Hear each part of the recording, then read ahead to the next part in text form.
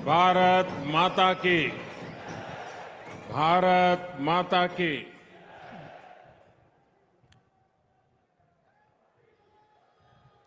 मुंबईतील माझ्या सर्व बंधू आणि भगिनींना माझा नमस्कार। महाराष्ट्र के राज्यपाल श्रीमान भगत सिंह कोश्यारी जी, मुख्यमंत्री श्रीमान एकनाथ शिंदे जी,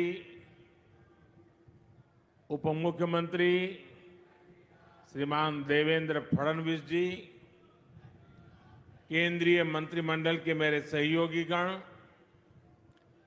विधानसभा स्पीकर श्री राहुल नार्वेकर जी, महाराष्ट्र सरकार के सभी अन्य मंत्रीगण, सांसद और विधायकगण और विशाल संख्या में पधारे आए हुए मेरे प्यारे भाई और बहनों,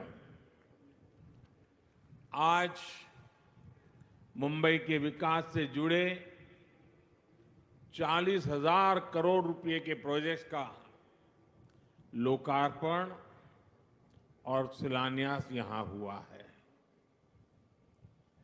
मुंबई के लिए बेहद जरूरी मेट्रो हो, छत्रपति शिवाजी टर्मिनस के आधुनिकीकरण का काम हो, सड़कों में सुधार का बहुत बड़ा प्रोजेक्ट हो और बाला साहब ठाकरे जी के नाम से आपला दवाखाने की शुरुआत हो, ये मुंबई शहर को बेहतर बनाने में बड़ी भूमिका निभाने वाले हैं। थोड़ी देर पहले मुंबई के स्ट्रीट वेंडर्स को भी पीएम स्वनिधि योजना के तहत बैंक खातों में पैसा पहुंचा है। ऐसे सभी लाभार्थियों को और हर मुंबईकर को मैं बहुत बहुत बधाई देता हूं। भाई और बहनों, आजादी के बाद पहली बार आज भारत बड़े सपने देखने और उन सपनों को पूरा करने का साहस कर रहा है। वरना हमारे यहां तो पिछली सदी का एक लंबा कालखंड सिर्फ और सिर्फ गरीबी की चर्चा करना, दुनिया से मदद मांगना, जैसे तैसे गुजारा करने में ही बीत गया। ये भी आजाद भारत के इतिहास में पहली बार हो रहा है जब दुनिया को भी भारत के बड़े बड़े संकल्पों पर भरोसा है। इसलिए आजादी के अमृत काल में विकसित भारत के निर्माण की जितनी उत्सुकता भारतीयों को है, उतना ही आशावाद दुनिया में भी दिख रहा है। और अभी शिंदे जी दावोस का अपना अनुभव वर्णन कर रहे थे। ये सब जगह पे यही अनुभव आ रहा है। भारत को लेकर दुनिया में इतनी पॉजिटिविटी इसलिए है क्योंकि आज सबको लगता है कि भारत अपने सामर्थ्य का बहुत ही उत्तम तरीके से सदुपयोग कर रहा है। आज हर किसी को लग रहा है कि भारत वो कर रहा है जो तेज विकास के लिए, समृद्धि के लिए बहुत आवश्यक है। आज भारत अभूतपूर्व आत्मविश्वास से भरा हुआ है। छत्रपति शिवाजी महाराज की प्रेरणा से स्वराज और सुराज की भावना आज के हिंदुस्तान में डबल इंजन सरकार में प्रबल रूप से प्रकट होती है। भाई और बहनों, हमने वो समय देखा है जब गरीब के कल्याण के पैसे घोटालों की भेंट चढ़ जाते थे। टैक्स पेयर से मिले टैक्स को लेकर संवेदनशीलता का नामो निशान नहीं था। इसका नुकसान करोड़ों करोड़ों देशवासियों को उठाना पड़ा। बीते 8 वर्षों में हमने इस अप्रोच को बदला है। आज भारत फ्यूचरिस्टिक सोच और मॉडर्न अप्रोच के साथ अपने फिजिकल और सोशल इंफ्रास्ट्रक्चर पर खर्च कर रहा है। आज देश में एक तरफ घर, टॉयलेट, बिजली, पानी, कुकिंग गैस, मुफ्त इलाज, medical college, AIIMS, IIT, IIM जैसी सुविधाओं का तेज गति से निर्माण हो रहा है। वहीं दूसरी तरफ आधुनिक कनेक्टिविटी पर भी उतना ही जोर है। जिस प्रकार के आधुनिक इंफ्रास्ट्रक्चर की कभी कल्पना होती थी, आज वैसा इंफ्रास्ट्रक्चर देश में बन रहा है। यानी देश में आज की जरूरत और भविष्य में समृद्धि की संभावनाओं दोनों पर एक साथ काम चल रहा है। दुनिया की बड़ी बड़ी अर्थव्यवस्थाएं आज बेहाल है, लेकिन ऐसे मुश्किल समय में भी भारत 80 करोड़ से अधिक देशवासियों को मुफ्त राशन देकर के कभी भी उनके घर का चूल्हा बुझने नहीं देता है। ऐसे माहौल में भी भारत इंफ्रास्ट्रक्चर के निर्माण पर अभूतपूर्व निवेश कर रहा है। ये आज के भारत की प्रतिबद्धता को दिखाता है। विकसित भारत के हमारे संकल्प का प्रतिबिंब है। भाइयों और बहनों, विकसित भारत के निर्माण में हमारे शहरों की भूमिका सबसे अहम है। इसमें भी अगर हम महाराष्ट्र की बात करें तो आने वाले 25 वर्षों में राज्य के अनेक शहर भारत की ग्रोथ को गति देने वाले हैं। इसलिए मुंबई को भविष्य के लिए भी तैयार करना ये डबल इंजन सरकार की प्राथमिकता है। हमारी ये प्रतिबद्धता मुंबई में मेट्रो नेटवर्क के विस्तार में भी दिखती है। 2014 तक मुंबई में सिर्फ 10-11 किलोमीटर तक मेट्रो चलती थी। जैसे ही आपने डबल इंजन सरकार बनाई, वैसे ही इसका तेजी से विस्तार हुआ है। कुछ समय के लिए काम धीमा जरूर हुआ, लेकिन शिंदे जी और देवेंद्र जी की जोड़ी के आते ही अब फिर तेजी से काम होने लगा है। मुंबई में 300 किलोमीटर के नेटवर्क की तरफ हम तेज गति से आगे बढ़ रहे हैं। साथियों, आज देश भर में रेलवे को आधुनिक बनाने के लिए मिशन मोड पर काम चल रहा है। मुंबई लोकल और महाराष्ट्र की रेल कनेक्टिविटी को भी इससे फायदा हो रहा है। डबल इंजन सरकार सामान्य मानवी को भी वही आधुनिक सुविधा, वही साफ सफाई, उसी तेज रफ्तार का अनुभव देना चाहती है जो कभी साधन संपन्न लोगों को ही मिलती थी।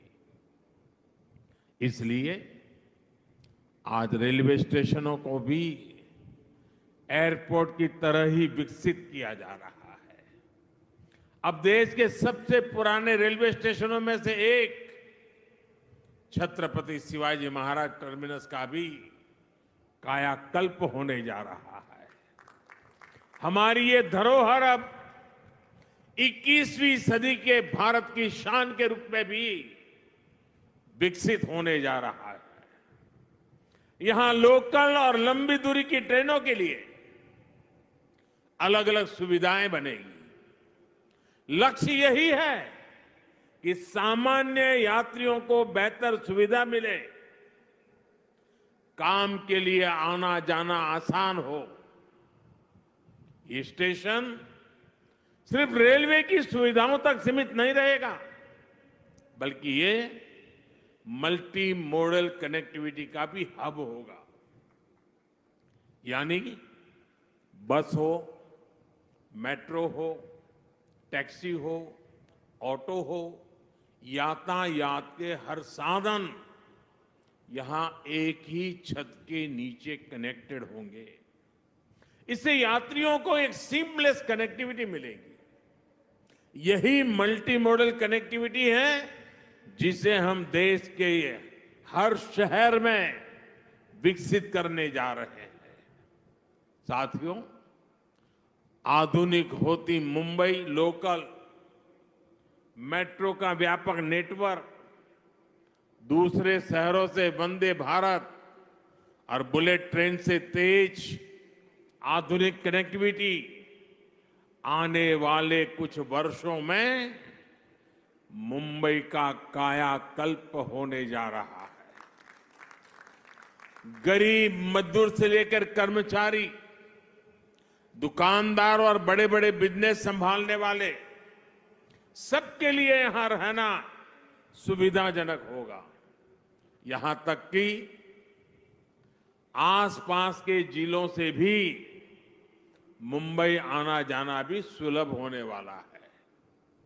कोस्टल रोड हो, इंदु मिल स्मारक हो, नवी मुंबई का एयरपोर्ट हो, ट्रांस हार्बर लिंक हो, ऐसे अनेक प्रोजेक्ट्स मुंबई को नई ताकत दे रहे हैं। धारावी पुनर्विकास, पुरानी चाल का विकास, सब कुछ अब ट्रैक पर आ रहा है और मैं इसके लिए शिंदे जी और देवेंद्र जी को बधाई देता हूं। मुंबई की सड़कों को सुधारने के लिए भी आज बहुत बड़े स्तर पर जो काम शुरू हुआ है, ये भी डबल इंजन सरकार की प्रतिबद्धता को दिखाता है। भाइयों और बहनों, आज हम देश के शहरों के कंप्लीट ट्रांसफॉर्मेशन पर काम कर रहे हैं। प्रदूषण से लेकर स्वच्छता तक शहरों की हर समस्या का समाधान ढूंढा जा रहा है। इसलिए हम इलेक्ट्रिक मोबिलिटी पर इतना बल दे रहे हैं, इसके लिए इंफ्रास्ट्रक्चर तैयार कर रहे हैं। बायोफ्यूल आधारित ट्रांसपोर्ट सिस्टम हम तेजी से लाना चाहते हैं। हाइड्रोजन फ्यूल से जुड़े ट्रांसपोर्ट सिस्टम के लिए भी देश में मिशन मोड पर काम चल रहा है। यही नहीं, हमारे शहरों में कूड़े की, वेस्ट की जो समस्या है, उसे भी हम नई टेक्नोलॉजी से दूर करने के लिए एक के बाद एक कदम उठा रहे हैं। वेस्ट टू वेल्थ का बहुत बड़ा अभियान देश में चल रहा है। नदियों में गंदा पानी ना मिले, इसके लिए वाटर ट्रीटमेंट प्लांट लगाए जा रहे हैं। साथियों, शहरों के विकास के लिए देश के पास सामर्थ्य की और राजनीति की इच्छा शक्ति की किसी भी चीज की कमी नहीं है। लेकिन हमें एक बात और समझनी होगी। मुंबई जैसे शहर में प्रोजेक्ट को तब तक तेजी से नहीं उतारा जा सकता जब तक स्थानीय निकाय की प्राथमिकता भी तेज विकास की ना हो। जब राज्य में विकास के लिए समर्पित सरकार होती है, जब शहरों में सुशासन के लिए समर्पित शासन होता है, तभी ये काम तेजी से जमीन पर उतर पाते हैं। इसलिए मुंबई के विकास में स्थानीय निकाय की भूमिका बहुत बड़ी है। मुंबई के विकास के लिए बजट की कोई कमी नहीं है। बस मुंबई के हक का पैसा सही जगह पे लगना चाहिए। अगर वो भ्रष्टाचार में लगेगा, पैसा बैंकों की तिजोरी में बंद पड़ा रहेगा, विकास के काम को रोकने की प्रवृत्ति होगी, तो फिर मुंबई का भविष्य उज्जवल कैसे होगा? मुंबई के लोग, यहां के सामान्य जन परेशानियां झेलते रहे, ये शहर विकास के लिए तरसता रहे। ये स्थिति 21वीं सदी के भारत में कभी भी स्वीकार्य नहीं हो सकती है और शिवाजी महाराज के महाराष्ट्र में तो कभी नहीं हो सकती है। मैं मुंबई के लोगों की हर परेशानी को समझते हुए बहुत बड़ी जिम्मेवारी के साथ इस बात को रख रहा हूं। भाजपा की सरकार हो, एनडीए की सरकार हो, कभी विकास के आगे राजनीति को नहीं आने देती। विकास हमारे लिए सबसे बड़ी प्राथमिकता है। अपने राजनीतिक स्वार्थ की सिद्धि के लिए भाजपा और एनडीए की सरकारें कभी विकास के कार्यों पर ब्रेक नहीं लगाती। लेकिन हमने पहले के समय मुंबई में ऐसा होते बार बार देखा है। पीएम स्वनिधि योजना भी इसका एक उदाहरण है। हमारे शहरों में रेहड़ी वाले, पटरी वाले, ठेले वाले, ये काम करने वाले साथी जो शहर की अर्थव्यवस्था का अहम हिस्सा है, उनके लिए हमने पहली बार योजना चलाई। हमने इन छोटे व्यापारियों के लिए बैंकों से सस्ता और बिना गारंटी का ऋण निश्चित किया। देश भर में लगभग 35 लाख रेहड़ी पटरी वालों को इसका लाभ मिल चुका है। इसके तहत महाराष्ट्र में भी 5 लाख साथियों को ऋण स्वीकृत हो चुके हैं। आज भी 1 लाख से अधिक साथियों के बैंक खाते में सीधे पैसे जमा हो गए हैं। ये काम बहुत पहले होना चाहिए था, लेकिन बीच के कुछ समय में डबल इंजन की सरकार ना होने के कारण हर काम में अड़ंगे डाले गए, रुकावटें पैदा की गई, जिसका नुकसान इन सभी लाभार्थियों को उठाना पड़ा। ऐसा फिर ना हो, इसलिए जरूरी है कि दिल्ली से लेकर महाराष्ट्र और मुंबई तक सबका प्रयास लगे, बेहतर तालमेल वाली व्यवस्था बने। साथियों, हमें याद रखना है कि स्वनिधि योजना सिर्फ लोन देने की योजना भर नहीं है, बल्कि ये रेहड़ी पटरी और ठेले वाले हमारे साथियों का आर्थिक सामर्थ्य बढ़ाने का अभियान है। ये स्वनिधि स्वाभिमान की जड़ी बूटी है।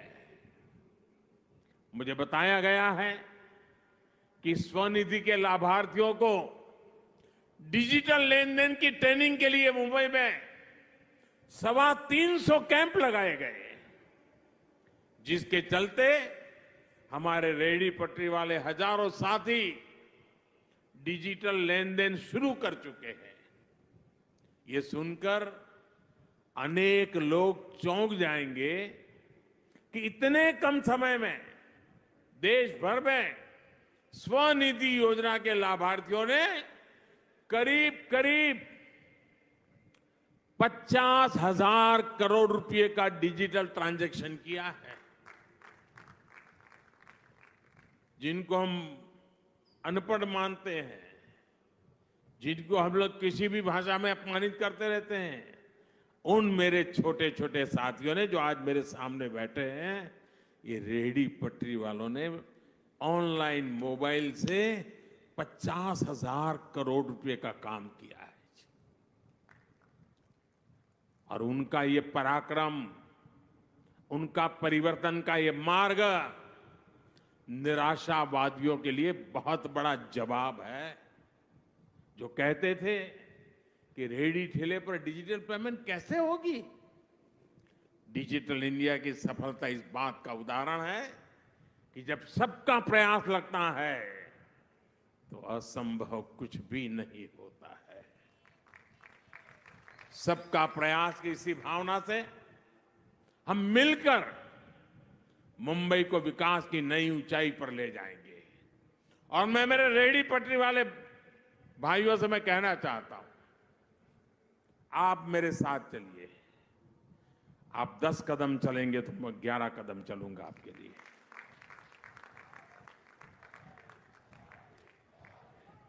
मैं ये इसलिए कह रहा हूं कि हमारे रेहड़ी पटरी वाले भाई बहन साहूकार के पास पैसे ब्याज लेने के लिए जाते थे। दिन भर व्यापार करने के लिए उसको 1,000 रुपए की जरूरत है, वो देने से पहले ही 100 काट लेता था, 900 देता था। और शाम को जाकर के अगर 1,000 वापिस नहीं लौटाए तो उसको दूसरे दिन पैसे नहीं मिलते थे। और कभी अगर अपना माल नहीं बिका, 1,000 रुपया नहीं दे पाया तो ब्याज बढ़ जाता था। रात को बच्चे भूखे सोते थे। इन सब मुसीबतों से आपको बचाने के लिए स्वनिधि योजना है। और साथियों, जितना ज्यादा आप डिजिटल उपयोग करोगे, थोक में लेने जाओगे, उसको भी डिजिटल पेमेंट करो। जहां पर बेचते हो वहां भी लोगों को कहो भाई डिजिटल पेमेंट करो, तो स्थिति ये आएगी कि आपको ब्याज का एक नया पैसा नहीं लगेगा। आप कल्पना कर सकते हैं कि आपके कितने पैसे बचेंगे। आपके बच्चों की शिक्षा के लिए, आपके बच्चों के भविष्य के लिए कितना बड़ा काम होने वाला है। इसलिए मैं कहता हूं साथियों, मैं आपके साथ खड़ा हूं। आप 10 कदम चले, मैं 11 चलने के लिए तैयार हूं, वादा करने आया हूं। आपके उज्जवल भविष्य के लिए मैं आज आपसे आंख में आंख मिला करके ये वादा करने मुंबई की धरती पे आया हूं साथियों। और मुझे भरोसा है कि इन छोटे छोटे लोगों के पुरुषार्थ और परिश्रम से देश नई ऊंचाइयों को पार करके रहेगा।